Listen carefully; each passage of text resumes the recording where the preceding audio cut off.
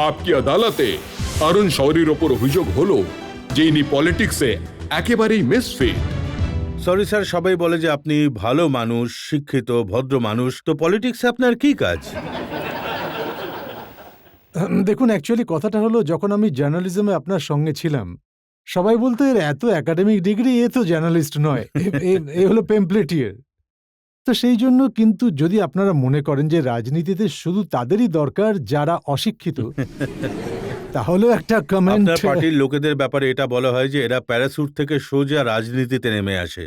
সারা জীবন বই লিখেছেন আর রাজ্যসভা রাস্তা ধরে পার্লামেন্টে চলে আসেন, ফের মন্ত্রীও হয়ে যান।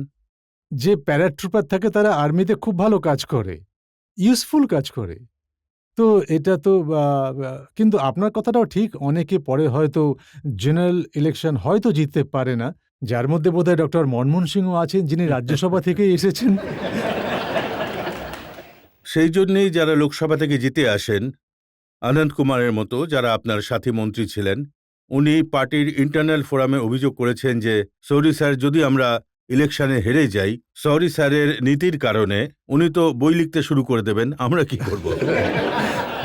না, অনন্ত কুমার আমার খুব ভালো বন্ধু, হয়তো উনি এই এক্সাম্পলটা দিয়েছেন, কিন্তু ওনার কথাটাও ঠিক। আমি এখন 17টা নয় 18টা বই লিখে ফেলেছি, আর 19 নম্বর বইটাও কালকে শেষ করেছি ন্যাশনাল সিকিউরিটির উপরে। তো বই তো লিখতেই থাকি। আর একটা কথা আমি জীবনে খুব ভালো করে শিখেছি, যে আপনি যে কোনো প্রফেশনে থাকুন না কেন, দ্বিতীয় প্রফেশনও তৈরি রাখুন, কারণ জানা নেই কখন সবকিছু বদলে যাবে। অরুণজি, যখন আপনি মন্ত্রী ছিলেন তখনও ইমপ্রেশন এমন ছিল যে ক্রুসেডারের মতো কাজ করতেন, তো কখনো আপনার ভয় লাগেনি যে এমন সিদ্ধান্ত নেওয়া মানুষকে কখনো স্যাকও করা হতে পারে?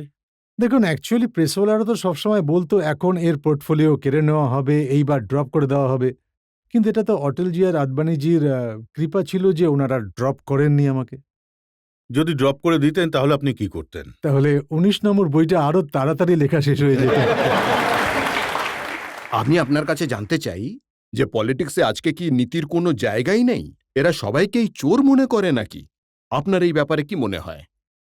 না না, এরা জানেন যে মোটেই চোর নয়, তবু অভিযোগ করতে হবে। সরি সাহেব, যখন এরকম অভিযোগ আসে তখন আপনার মনে মনে কি চলে? আবার যদি সরকার হয় তখন আবার ডিসইনভেস্টমেন্টের দায়িত্ব নেবেন? না, অটলজি আডবাণীজি যদি বলেন তাহলে নেব, আদারওয়াইজ কি লাভ হয় এতে? আপনাকে আমি এটাই বলছিলাম যে যে কোনো অনেস্ট লোক, এই আমার মতো আপনার মতো সুরজিতের মতো কেউ যদি জেদি হয় তাহলে করবে, কিন্তু অন্য লোক হলে বলে দেবে যে আমার রিটায়ার করতে হবে 2 বছরে, আমি জেনারেল, আমি এসব কেন করবো, পরে এনকোয়ারি হবে, ছেড়ে দাও, ফাইলটা ঘুরিয়ে দাও, কমিটি বানিয়ে দাও। আর সেটাই তো হচ্ছে। আপনি দেখুন না, ডিফেন্স পারচেজে ইন্ডিয়ায় এমন কান্ট্রি যেখানে 20 হাজার কোটি ডিফেন্স মিনিস্ট্রি রিটার্ন করে দেয়, 10,000 কোটি রিটার্ন করে দেয়, যেহেতু অর্ডার প্লেস করতে পারে না। একটা ওয়েপন অর্ডার প্লেস করতে 6 বছর কেটে যায়। তো এই কারণে কি ক্ষতি হচ্ছে? বিশেষ করে অনেস্ট লোকদের ক্ষেত্রে, যারা ডিসঅনেস্ট মানুষ তাদের কোনো দ্বিধা থাকে না, তাড়াতাড়ি তারা ডিসিশন নিয়ে নেয়, তারা জানে যে ভাই ক্রিমিনাল কেসে কিচ্ছু হবে না। কিন্তু অনেস্ট মানুষ who does not want his own reputation, যে তার উপর কোনো অভিযোগ আসুক, তারা বলে ছাড়ো না। এক ভিওর আমাকে মেল পাঠিয়েছেন, উনি লিখেছেন যে অরুণ শৌরি খুব ভালো শের শায়রি বলেন, তো ওনার এই যে ডায়লেমা, ওনার বিরুদ্ধে মিথ্যে অভিযোগ এলে শের শায়রি দিয়ে কিভাবে ব্যক্ত করবেন? এই চিদম্বরম ইত্যাদি সম্পর্কে এই যে অভিযোগ লাগিয়েছে, इनकी हाँ को हाँ न समझो, इनकी ना को ना न समझो, कोई और ही बोल रहा होगा, इनकी जुबान को इनकी जुबान ना समझो।